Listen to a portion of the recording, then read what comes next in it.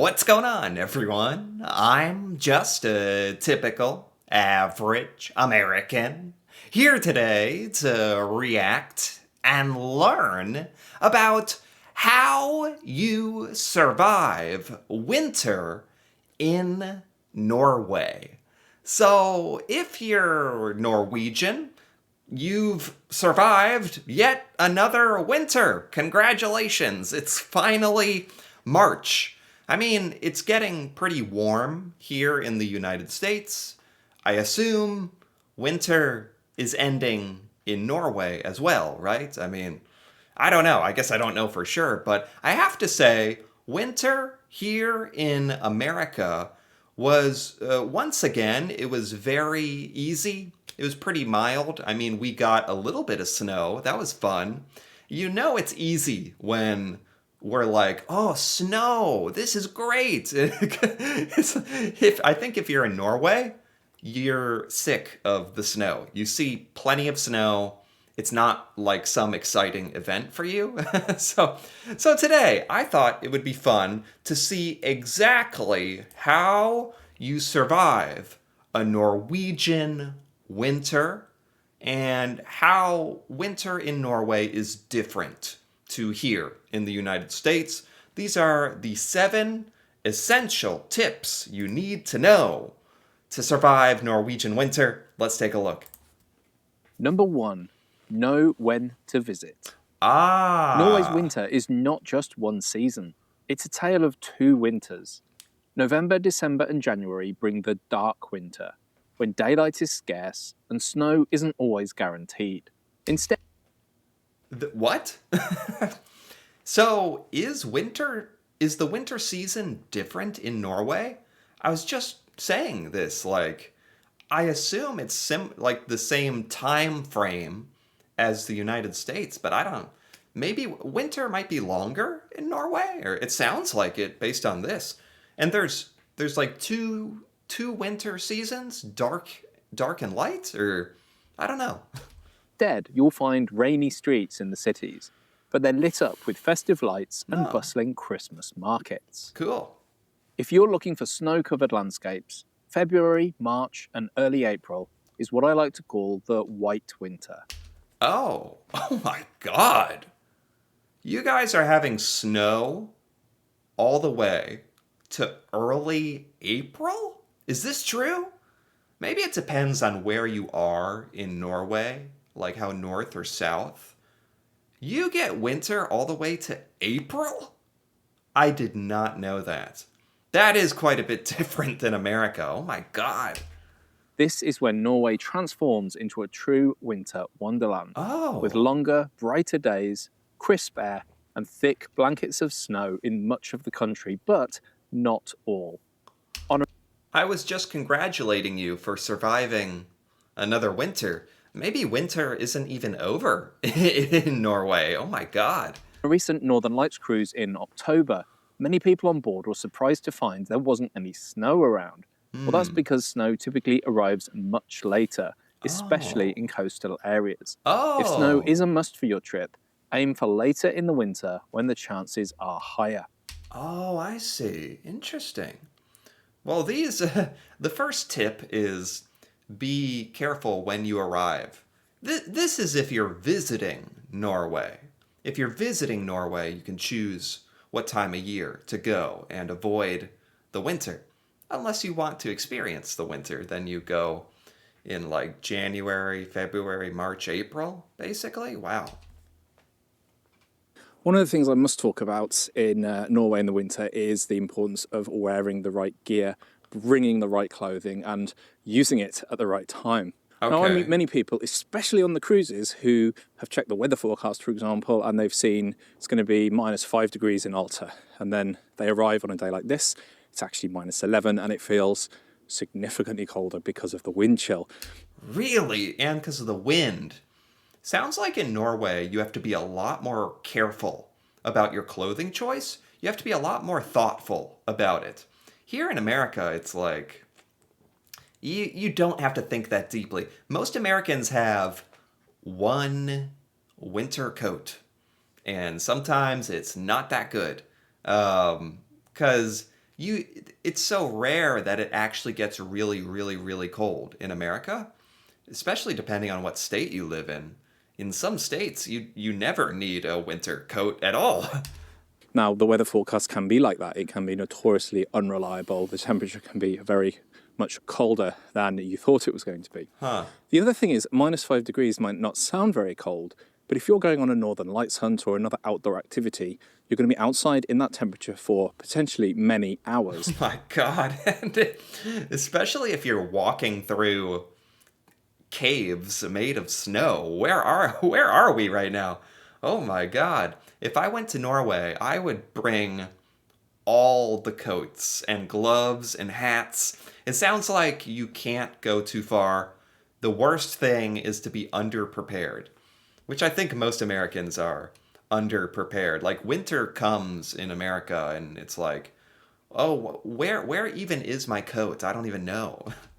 And especially at night, when there's no sun and it can be windy, it can feel significantly colder. And it's only really once you go inside that you realize how cold you actually are. And that can be very dangerous. I've never experienced -10.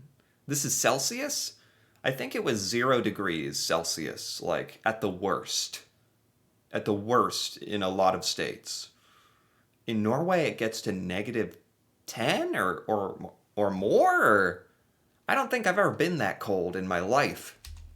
So here's some guidance on what to bring when you come to Norway in terms of clothing. Okay. The number one rule to know about in the winter in Norway is the principle of layering. Now, this isn't just Okay. about wearing lots of layers. That's not what layering means. It's about wearing the right layers at the right times. So Oh. generally speaking, most Norwegians will wear a woolen base layer. It doesn't have to be 100% wool. It depends on how cold it is. By a woolen base layer, I mean long woolen underwear, top and bottoms. So you want to wear wool specifically? I gotta be honest, I've never thought about what the material of my clothing is, really? In regards to weather, I never think about, oh, I gotta wear wool or whatever. Or never thought about that. This is a good tip. So wool as like a base layer makes you the warmest? This is best brought with you. You can buy this stuff in Norway, but it can be quite expensive. If you're in a small place like Alta, where you don't really have the choice of where to shop, you can just go to one place and get them. They can pretty much charge what they like. So bring this kind of gear before you arrive in Norway. Okay. You won't always need to wear the woolen base layers, but if you're going out on an expedition, it's the very best thing to be next to your skin. The very best material is merino wool. Merino wool for Merino wool? I've never heard of any of this stuff. This is really interesting. This stuff looks like it keeps you warm. Wool. I'm gonna think about this next winter. me is a miracle fabric. I absolutely love it. The base layers can be 50% merino wool or even 100% merino wool if it's extremely cold. Wow. The next layer then depends on where you are, how cold it is, what you're going to be doing. It's t-shirts, long t-shirts, fleeces, thick jumpers, whatever you need. And this is where you change depending on the circumstances. You change that middle layer. Then you have a top outer layer. Generally, this needs to be waterproof and windproof. Oh, wow. Doesn't necessarily need to be thick and bulky. This is padded. I also have another jacket with me that's a bit lighter, but it's still windproof. That's the I mean, in the wintertime, I have a t-shirt on, and then I put a coat over that, and I don't even think about it. It sounds like Norwegians, you guys are probably used to this, so you probably don't think about it that much, but you obviously put a lot more effort and thought into what you're wearing, and that's just because you guys actually have a intense winter and you go outside in the winter, which a lot of Americans don't even bother even though it's not even as cold here, we still don't bother. most important thing because it keeps that chilly wind from penetrating. And together with what's covering your body, a neck gaiter or scarf, something like this. Again, this is quite thin, but it just stops, it wraps around the neck and it stops the wind coming in here, which is one of the places that they can get very, very cold. If you're not wearing anything on your neck, the cold will seep in here. Yeah, nobody in America bothers with really scarves and neck stuff. maybe if you live really far north in America, maybe in like a really cold state, maybe they do more about this, but still nothing like Norwegians by the sound of it. And then, of course, gloves. Now, I'm not actually wearing any right now, so this is a case of do as I say, not do as I do. It's because I'm filming this video. But as soon as this video is over, my gloves are going back on. Then a hat, of course. Okay. Wool is best, but anything that you're comfortable with, you could consider bringing a thin hat and a thick hat, just like with the gloves. Okay. Socks, also super important. Double up in the Socks. evening. Woolen socks are great, but Double up? You have to wear double socks? 2 socks? This is a lot. I didn't know there was so much that went into getting dressed to go outside in Norway in the winter. as long as you're wearing 2 pairs of socks, again, a thin pair close to the skin, wool, and a thicker pair to keep them warm, that really makes a difference. Okay. The right footwear, of course, as well. Something to consider if you do get cold very easily is hand warmers, these little handheld packs that are very popular now. They're quite cheap to buy in sports shops. That's pretty much it. I don't think I'm missing anything, but perhaps you can let me know in the comments if I've missed anything out. Wow. So a little introduction on what to wear in Norway. I hope this helps you know what to bring if you're coming here in the winter. Oh my You're God. better bringing everything and then it actually end up being mild and you not need it than Right. the other way round. You decide not to bother, you get here and it's -20, you go on a Northern Lights trip. -20?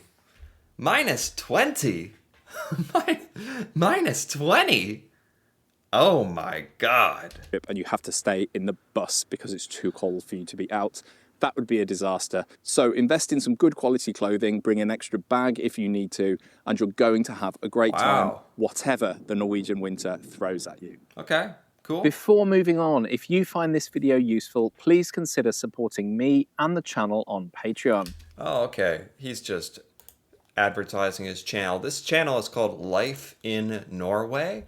I do want to shout him out because this is a great video that he's made. So, Life in Norway. Understand the Northern Lights. What is this? Okay, this is about the Northern Lights. I don't know if that does deserve its own part in this. I'm skipping ahead.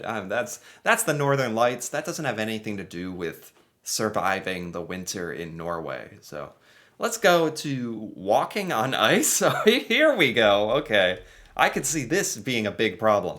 In the north is how to walk on ice properly. Fresh snowfall can be beautiful, Wow. but it can also be treacherous. Oh my God. When I first moved to Norway, I thought ice was just, well, ice. But I quickly learned there are many kinds, and some are worse than others. There's different kinds of ice? What does that mean? In Norwegian cities, paths are often treated with grit, which means they can still be slippery. Okay. The safest way to walk on ice is simply to avoid it wherever possible, Avoid it. even if you have to walk the long way around. To stay extra safe, grab a pair of detachable ice grips for your shoes. What? What is this? They make spikes that go on your shoes. Do Norwegians actually do this? Like, is this necessary? I've never seen anyone do this in my life. You put rubber spikes on your shoes. I mean, it makes sense. Like, if ice is actually a big problem in Norway, it makes sense. You can find them at most supermarkets or outdoor shops in Norway, and they're worth every krona. Huh. If, for whatever reason, you must walk on ice, walk like a penguin. Lean slightly forward and take small steps. Walk like a penguin. He's not even joking. He's not joking. He's being serious. Lean forward, small steps. I think you step like really up and down. And if you have those spikes on your shoes, you're just laughing. That seems like the best idea to me. Number 5, embrace the darkness. Ah, If you visit in December or January, expect a limited daylight. right. When it is light, make the most of the breathtaking scenery. Is it dark? I always thought it depends on where you are in Norway, how dark it gets. Does it actually get dark early no matter where you are in Norway? The whole country of Norway is pretty far north. So it sounds like no matter where you are, you have to deal with this seasonal darkness, huh? The magical blue hour creates some of the most stunning landscapes you'll ever see. And of Wow. course, winter's darkness creates the perfect conditions for seeing the northern lights dance across the sky. I've heard Norwegians share this idea before for winter and the darkness. Just embrace it. It's a part of life. Just embrace it. Because I think it can cause like seasonal depression, and I'm sure it can be really like dark and boring and depressing if you let it be. But I think Norwegians do a good job of getting out in the winter time, which seems really necessary to keep your spirits up. On a good night, it's one of the most unforgettable experiences Norway has to offer. Wow. Number 6, make the most of winter activities. Ah, yes. Norway is a playground in the winter. Huh. You don't have to get active, but if you do, you'll be truly embracing the Scandinavian What are these wolves? You guys can what are you can visit wolves? What is this? way of life during this time of year. Oh, this is like dog sleds. These are dogs. Are these dogs that look like wolves? Oh my god. They had me fooled. Oh, what? Dog sledding in Norway is a hugely popular activity and should be booked well in advance. This is popular in Norway? Dog sledding? I've only seen dog sledding in like a movie. I thought it was made up. You actually do this? Visits to the camps where the dogs live are also enjoyable, even if you don't join a sled trip. Wow. Other popular activities include visiting a Sami village to Okay. learn more about their fascinating culture, Sure, and sure. visiting an ice hotel packed full of remarkable. What is this? Ice hotel? Do you actually stay in the hotel? Made of ice? You sleep on an ice bed? Are you crazy? Who would do this? It is, I mean, it is cool. Like they have all the glasses and statues, but a hotel? There's no way. No way I'm staying in the ice hotel. It is cool. Ice sculptures. If you're visiting cities, why not check out an ice hockey match? Oh. The season runs all through the winter. Okay. There's also local ice rinks for skating. These are often Wow. Oh, wow. This is something that just doesn't exist in America. Like, this is just a public park with an ice rink. In America, it's very rare, and you only find indoor ice rinks. Like one in your entire city, maybe. So Norway actually you have outdoor ice rinks in the winter. That's so cool.